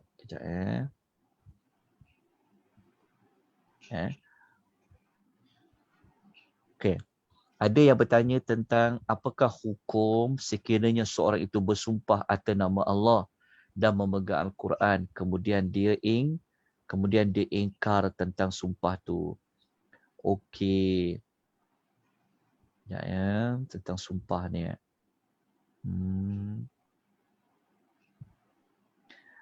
Kejap saya. Okey. Kalau kita rujuk dalam surah Al-Maidah. Dalam suratul Maidah pada ayat nombor 89. Kita tengok suratul Maidah, surah nombor 5, ayat nombor 89, dia ada kaitan tentang kalau langgar sumpah tu, apa kafarah dia? Macam mana dia nak bayar balik sumpah tadi tu? Dia nak tebus sumpah dia tadi. Kalau kita buka dalam surah Al-Maidah, ayat nombor 89, surah nombor 5, muka surat 122. Muka surat 122, lihat pada baris yang ke-5 dan ke-6 ke bawah. Kita akan jumpa ayat Allah bagi tahu tentang sumpah ni. Sumpah dia ni, kalau kita nak bayar dia, denda dia apa? Allah Ta'ala mengatakan pertama dia mesti kena buat apa? Fakaffa. Okay, jumpa tak ayat tu ya? Ayat nombor 89. Kalau langgar sumpah, nak kena buat apa? So kafarah dia yang pertama kata Allah, muka surat nombor 122 dalam Quran, fakaffaratuhu it'amu 'asharati masakin.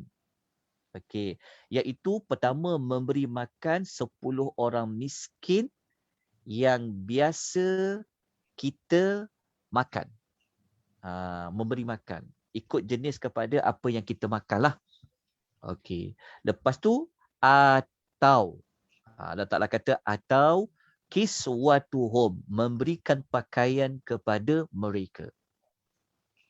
Okey, cari 10 orang miskin, kita beri mereka makan dengan makanan yang kita makan, ataupun kita memberikan pakaian kepada mereka, ataupun dia boleh buat pilihan dia adalah tahriru raqabah, dia membebaskan seorang hamba saja. Tapi kalau dia tak boleh buat semua tu, dia tak boleh memberi makan kepada 10 orang miskin, dia tak boleh nak memberikan pakaian, dia nak cari hamba pun tak boleh, maka Allah memberikan pilihan kepadanya, faman lam yajid fasiyamu thalathati ayyamin. Sesiapa yang tidak dapat menunaikan denda-denda tadi tu, yang dilanggar sumpah tadi, maka hendaklah dia berpuasa 3 hari. Lepas tu Tuhan kata, zalika kaffaratu aymanikum idza halaftum. Demikianlah itu denda sumpah kamu apabila kamu bersumpah. Sebab tu kita kena jaga sumpah kita, jangan dibuat main-main. Okey. Kemudian kita tengok maksudnya Allah pelihara Al-Quran dan kandungannya, tak macam kitab-kitab. Ya, betul. Okey.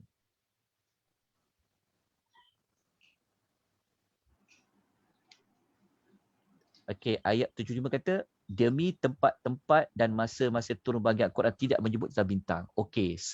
Ada, seperti saya sebut tadi itulah, memang ada yang mentafsirkan ayat yang turun Al-Quran tadi, ayat nombor 75 tadi tu, memang para ulama ada yang mentafsirkan dia merujuk kepada penurunan Al-Quran secara sedikit-sedikit. Kerana perkataan nujum, perkataan an-nujum, muka surat 71 sekejap. Saya jawab soalan. Okey, ayat macam ni. Perkataan an-nujum, perkataan nujum ni juga, kalau dia kalau Quran turun beransur-ansur, dia guna perkataan munajjaman. Munajjaman. Dia macam bunyinya sama macam nujum. Perkataan turun Quran tu sedikit-sedikit, dia gunakan juga huruf macam huruf nun, jim dan mim. Faham tak? Maksudnya huruf nun, jim dengan mim, nujum, dia dekat-dekat dan hampir dengan istilah turun sikit-sikit. Kalau turun sikit-sikit dia panggil munajjaman. Munajjaman. Dia sama macam nujum. Sebab tu ada sebahagian ulama tafsir mengatakan ayat 75 ni Allah bersumpah dengan penurunan Al-Quran tu secara sikit-sikit. Tapi ada ulama dia mengkaitkan dengan bintang. Dia bintang yang real, bintang di langit tu. Okey. Kalau kita nak dapat dari sudut relevan kan? Mestilah Allah bersumpah tu sesuai dengan apa yang dia sumpah. Okey. Kalaulah ada orang kata tak sesuai bersumpah dengan bintang yang real, apa kaitan dengan nak menegaskan Quran? Okey. Dari makna yang tersurat dia, apa pusi bintang tadi tu? Pusi bintang kan nak memberi petunjuk jalan bagi orang yang dia tak ada kompas, dia tak ada Waze kan, dia tak ada Google Map. So orang dulu guna apa? Dia guna bintang. Bintang tu sebagai petunjuk jalan. Bintang pula guna waktu malam. Sebab malam kan gelap, keluarnya bintang. Jadi, fungsi Al-Quran membawa seseorang itu keluar daripada kegelapan. Kan Quran ni sifatnya adalah nur, cahaya. Quran dia bawa manusia yang berada dalam kegelapan dosa, kegelapan kesyirikan. Quran yang cahaya itu keluarkan manusia daripada kegelapan tu, pergi kepada cahaya. Maka samalah macam pusi bintang yang keluar waktu malam, yang keluar cahaya, menerangi kegelapan, bawa manusia tak tahu jalan, dia tersesat jalan. Macam mana nak cari jalan keluar ni? Maka dia akan gunakan bintang-bintang tadi. Itu di antara jawapan untuk mensesuaikan yang mengatakan bintang di situ merujuk kepada bintang yang hakiki. Memang ada kaitan dengan Al-Quranul Karim. Lepas tu saya sebutkan tadi ada 2 pendapat tadi. Okey, yang kedua, ada tanya last sekali. Bila waktu nak sesuai baca surah Waqiah ini, tidak ada waktu yang disunahkan membaca suratul Waqiah berdasarkan hadis yang sahih. Tidak ada. Bila-bila sahaja digalakkan untuk membacanya. Tapi kalau nak cari waktu yang paling terbaik baca Quran secara umum mana-mana surah adalah di dalam salat. Baca Quran yang paling terbaik waktunya baca semasa sembahyang.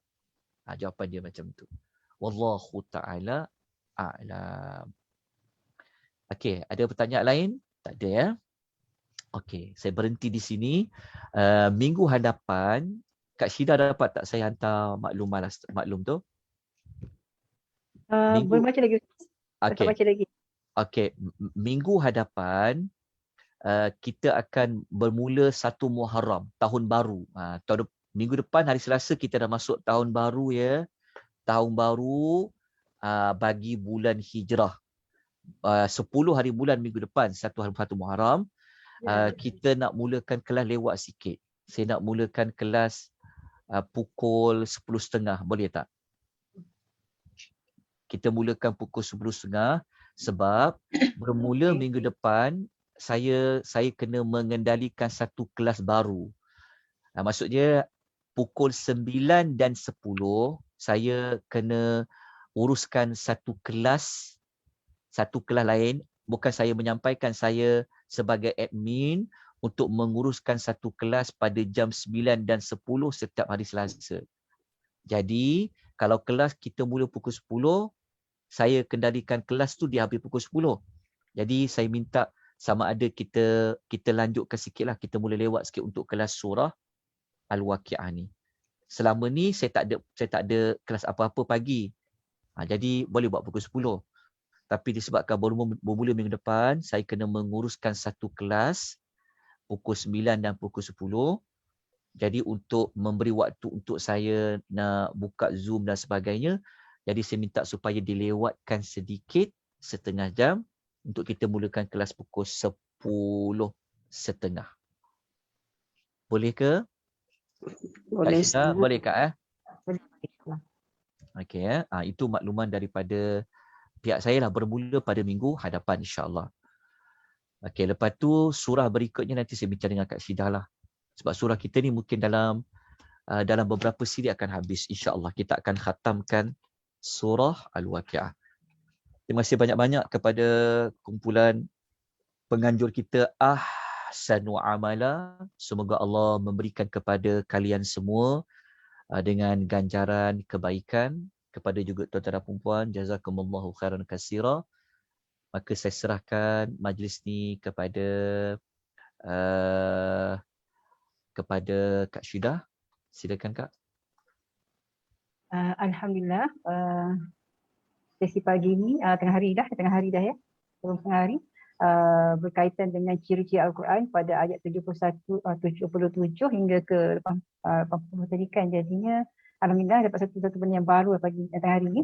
So Ustaz, insya-Allah kita jumpa pada minggu depan pada jam 10.30 Ustaz ya. Ya Kak.